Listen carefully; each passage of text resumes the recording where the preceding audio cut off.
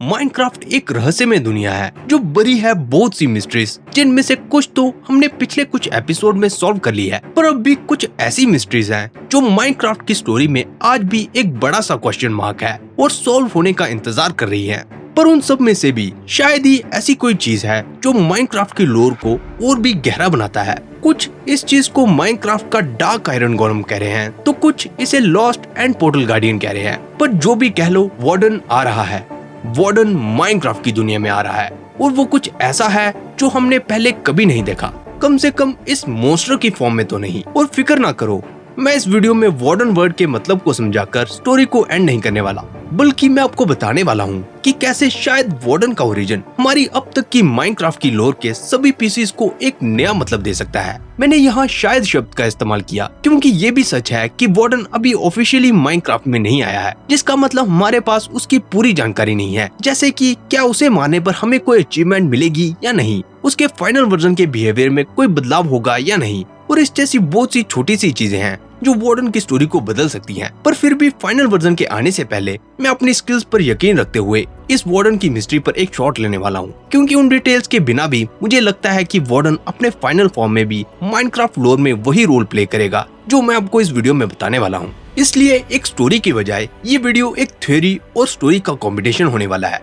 यानी कि EOC story, जो कि शुरू होती है वार्डन के बारे में सभी जानकारी को इकट्ठा करने से। तो हम जानते हैं वार्डन एक हॉस्टाइल मॉब है, यानी कि वो प्लेयर्स को सेंस करने पर अटैक करता है। पर ध्यान देने वाली बात ये है कि गहरी अंधेरी गुफा में रहने वाला ये मॉब पूरी तरह से अंधा है और अपने आसपास की चीजों को ढूंढने के लिए पूरी तरह से अपने खास स्कल्क सेंसर पर निर्भर रहता है, जो कि वार्डन के अलावा दूसरी मिस्टीरियस चीज है जो माइनक्राफ्ट की दुनिया में आ रही है, और एक इम्पोर्टेंट पीस है जो हमें वार्डन का असली ओरिजिन समझने में मदद कर सकती है। पर इससे पहले मैं आपको एक्सप्लेन करूं कि स्कल्क इतने इम्पोर्टेंट क्यों है, या फिर वार्डन 4 ब्लॉक जितने लंबे क्यों हैं। एक सवाल था जो आप लोगों ने मुझे एंडरमैन की स्टोरी में पूछा था कि एंडरमैन पानी से डैमेज क्यों लेते हैं, और जब से मैंने वो वीडियो पोस्ट की थी उसने मुझे सोचने पर मजबूर कर दिया था कि क्या ऐसा हो सकता है कि जो हमने एंडरमैन की स्टोरी में जाना था वो सिर्फ आधा सच है, और जो हम अभी तक एंड वर्ल्ड के बारे में जानते हैं वो सिर्फ एक साइड की स्टोरी है, और दूसरी साइड की स्टोरी ये हो सकती है कि असल में एंड वर्ल्ड माइनक्राफ्ट का एंड नहीं होकर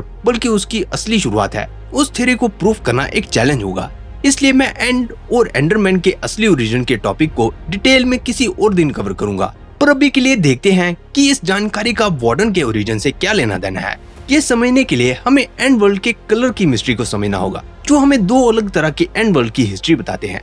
तो जैसा कि आपने नोटिस किया होगा, एंड वर्ल्ड से रिलेटेड चीजें मेनली 2 तरह के कलर से डोमिनेटेड है। एक है हल्का पर्पल कलर और दूसरा है ये गाढ़ा हरा कलर। और अगर हम अपनी पिछली एंडरमैन की स्टोरी को कंटिन्यू करें तो हर एक चीज जो उस पर्पल कलर से रिलेटेड है, जैसे कि एंड सिटी, शल्कर बॉक्सेस और एंडर ड्रैगन, वो मॉडर्न एंड वर्ल्ड का पार्ट है।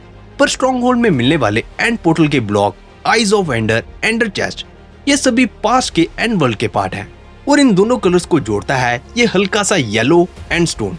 और जब बात आती है वार्डन के असली ओरिजिन की, तो वो एंड के इन्हीं कलर्स में छुपा है, और वो इन्हीं कलर्स में है जहां हमें वार्डन का असली ओरिजिन मिल सकता है। पर आखिर एंड और वार्डन का क्या रिलेशन हो सकता है, और क्यों आपको उसकी डायरेक्ट स्टोरी बताने की बजाय मैं पहले आपको एंड की हिस्ट्री की तरफ ले गया। उसके पीछे एक कारण था जो आपको क्लियर हो जाएगा जब मैं आपको फाइनली बताऊंगा कि क्यों एंडरमैन पानी से दूर रहते हैं। और अगर आप इंटरेस्टेड हो जानने के लिए तो जरूर से चैनल को सब्सक्राइब और नोटिफिकेशन बेल को ऑन कर देना। आपका इतना सा सपोर्ट मेरे लिए एक बहुत बड़ी बात होगी। तो वापस आते हैं वार्डन पर।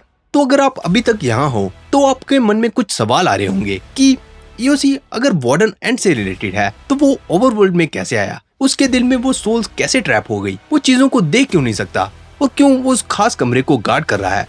तो ये रही फाइनली वार्डन की स्टोरी जो इन सभी चीजों को एक्सप्लेन करती है। तो वार्डन की स्टोरी शुरू होती है आज से बहुत समय पहले एक डायमेंशन में जो अब एंड के नाम से जाना जाता है, और उस दुनिया में वार्डन एक प्राइम स्पीसीज थी जो अपने ताकतवर शरीर और रहस्यमय आंखों के लिए जाने जाते थे, और उनकी उसी दुनिया में रहते थे एक बिल्कुल ही ऑपोजिट स्पीसीज जो एंडरमैन के नाम से जानी जाती थी। एंडरमैन वार्डन की तरह भले ही ताकतवर नहीं थे, पर उन्होंने अपनी ताकत की कमी अपने तेज दिमाग से पूरी की थी, और वार्डन से उलट वो अपनी समझ से नेचर में सिर्फ सर्वाइव ही नहीं कर रहे थे बल्कि वो उसे अपने हिसाब से बदल रहे थे। और उन्हें देर नहीं लगी ये समझने में कि वार्डन की आंखों में कुछ शक्ति है जो उनकी टेलीपोर्टेशन को एक नए लेवल पर ले जा सकती है। और उस जानकारी ने कुछ ऐसा शुरू कर दिया जो पुराने समय के वार्डन की स्पीसीज को खत्म करने वाला था। एंडरमैन वार्डन की आंखों का शिकार करने लगे और आंखों के बिना वार्डन मरने लगे और जैसे जैसे समय बीता वार्डन की वो स्पीसीज एंड से गायब हो गई। पर इससे पहले वार्डन पूरी तरह से गायब होते एंडरमैन को महसूस हुआ कि वार्डन की उन आंखों को उनकी पूरी पावर पे इस्तेमाल करने के लिए उन्हें वार्डन के कुछ पार्ट्स की जरूरत थी, क्योंकि सिर्फ वार्डन का मजबूत शरीर ही था जो उस आई की इतनी ताकत को संभाल सकता था। इसलिए उन्होंने वार्डन के मजबूत शरीर को जब एंड स्टोन से जोड़ा तो उन्होंने एक इंडिस्ट्रक्टिबल एंड पोर्टल बना दिया। और एक कारण था जिसकी वजह से एंडरमैन वार्डन को हरा पाए थे, और वो था कि वो कभी लापरवाही नहीं करते थे। और इसी कारण से उस पोर्टल को खोलने से पहले अगर उस पोर्टल में जाते समय कुछ गड़बड़ हो जाए या फिर वो एंड पोर्टल से वापस ना लौट पाए, उस चीज की तैयारी में उन्होंने अपने साथ कुछ वार्डन की बॉडी भी ले ली और अपनी तैयारी के साथ वो पहले इंटर डायमेंशन ट्रेवल के लिए तैयार थे। पर उस पोर्टल को एक्टिवेट करते समय उन्हें भी नहीं पता था कि वो क्या कर रहे थे और उसे खोलने पर क्या होगा। और जब आखिरकार उन्होंने वो पोर्टल दूसरी तरफ खोला, वो ऊपर जमीन की बजाय बहुत नीचे किसी अंधेरी गुफा जैसी जगह में खुला और ऐसा लग सकता था कि एंडरमैन की वो टेलीपोर्टेशन फेल हो गई थी और उन्हें वापस लौट जाना चाहिए था। पर ऐसा नहीं था कि उन्होंने वापस लौटने की तैयारी नहीं की थी, बल्कि सच यह था कि ओवरवर्ल्ड में पहुंचने पर कुछ ऐसा हुआ जिसके कारण वो वापस नहीं लौट सकते थे। और जब उन्हें पता चला कि वो वापस नहीं लौट सकते थे, उनके पास वार्डन के उन पीसेस को वहीं अंधेरी गुफा में छोड़ने के अलावा कोई और रास्ता नहीं था। इसलिए एंडरमैन ने उन पीसेस को वहीं गहरी अंधेरी गुफा में छोड़ दिया और खुद जमीन पर चले गए। पर वार्डन के वो पीसेस कुछ देर वहां और रहने वाले थे, इससे पहले वो किसी और को मिलते या फिर वो किसी को मिलते ही नहीं। पर जैसे जैसे समय बीता एक नई सिविलाइजेशन एडवांस करने लगी, जिसे हम आज एंशिएंट विलेजर्स कहते हैं। एंशिएंट विलेजर्स जो माइनक्राफ्ट की हिस्ट्री में सबसे समझदार सिविलाइजेशन मानी जाती है और जिन्होंने अपने समय में बहुत से कमाल के स्ट्रक्चर बनाए थे। जैसे जैसे उन्होंने प्रोग्रेस की, उन्होंने भी एंडरमैन की ही तरह अपने आसपास के रिसोर्सेज को अपने तरीके से इस्तेमाल करने लगे और एंडरमैन से भी एक स्टेप आगे बढ़ते हुए वो लाइफ और डेथ को कंट्रोल करने जैसी शक्ति को पाने की कोशिश करने लगे। पर दुर्भाग्यवश जिस चीज ने उनकी उस सिविलाइजेशन को इतना महान बनाया था, वही उनकी दुश्मन बन गई और उनके घमंड और उनके सोल सैंड की अधूरी जानकारी ने पूरी दुनिया को खतरे में डाल दिया। पर जब उनकी उस दुनिया पर विदर का अटैक हुआ तो विदर से बचने के लिए भले ही एंशिएंट बिल्डर गलती से एंड वर्ल्ड में फंस गए, पर ज्यादातर एन्चेंटर्स विदर का सामना नहीं कर पाए। पर सब एन्चेंटर्स एक तरह नहीं थे। उन एन्चेंटर्स में भी कोई था जो विदर से बचने के लिए माइनक्राफ्ट की गहरी गुफाओं में चला गया, और वो कुछ उन एन्चेंटर्स में से था जिन्होंने एंडरमैन की बात को कुछ समझने की कोशिश की थी। और वो जानता था कि उन्हें जमीन के नीचे कोई पोर्टल मिलेगा जो उन्हें एंडरमैन के वर्ल्ड तक ले जा सकता था। पर अधूरी जानकारी के कारण उस एन्चेंटर को क्या पता था जो उसे मिला था वो कोई एंड पोर्टल नहीं था, बल्कि वो एंशिएंट वार्डन के बचे पीसीस थे। और पूरी नॉलेज ना होने के कारण उसने उस पोर्टल को रेड स्टोन की पावर से एक्टिवेट करने की कोशिश की। पर जब उसका कोई भी मैजिक काम नहीं किया, उसने अपनी अधूरी जानकारी और बेवकूफी में उसे एक्टिवेट करने के लिए जो थोड़ा सा सोल सैंड उसके पास बचा था, उसने उस पोर्टल को पावर करने के लिए उसमें रख दिया।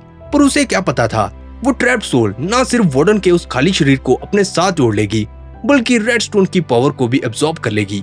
और उस पावर को एब्जॉर्ब करते ही वार्डन ना सिर्फ अपने शरीर को कंट्रोल कर पा रहा था, बल्कि वो अपने आसपास पड़े टूटे पीसेस को भी अपने ही हिस्से की तरह इस्तेमाल कर पा रहा था। वो वार्डन भले ही पुराने समय का वार्डन नहीं था, पर उसे याद था जो भी एंडरमैन ने उनके साथ किया था। इसलिए जो भी हल्की सी वाइब्रेशन उसे सुनाई दी, उसे वो एक खतरे का सिंबल लगा। और इससे पहले वो एन्चेंटर वापस अपने कैबिन में पहुंचता, वो वार्डन का शिकार बन गया था और उसकी सोल उसमें हमेशा के लिए ट्रैप हो गई। और जैसे जैसे समय बीता, वार्डन के लिए ऐसे रहना नॉर्मल हो गया। और भले ही आज के टाइम में एंशिएंट विलेजर्स नहीं है, पर लेजेंड्स का कहना है कि माइनक्राफ्ट की गहरी अंधेरी गुफाओं में आज भी एक डार्क आयरन गोलम जैसी चीज अपने दिल में धड़कती आत्माओं के साथ किसी वार्डन की तरह उस एंशिएंट एन्चेंटर्स के सीक्रेट की रखवाली कर रहा है। तो ये थी स्टोरी माइनक्राफ्ट की वार्डन की। उम्मीद है आपको ये कहानी पसंद आई होगी दोस्तों। अगर आपको ये कहानी पसंद आई है तो इस वीडियो पर लाइक छोड़ना मत भूलिएगा, और जाने से पहले कमेंट्स में मुझे जरूर बताइएगा कि आपको ये स्टोरी कैसी लगी और साथ में अगली स्टोरी किसकी देखना चाहोगे, माइनक्राफ्ट से विच की, एंडरमैन का प्रोलॉग यानी कि एंडरमैन की अदर साइड की स्टोरी, गास्ट की स्टोरी, क्लैश रॉयल से गॉब्लिन ड्रिल की स्टोरी, या फिर क्लैश ऑफ क्लैन की लेटेस्ट रूप ड्रैगन राइडर की स्टोरी। तो आज की वीडियो में बस इतना ही दोस्तों। देखने के लिए शुक्रिया, फिर मिलते हैं कोई मजेदार वीडियो के साथ। देखने के लिए शुक्रिया, फिर मिलते हैं।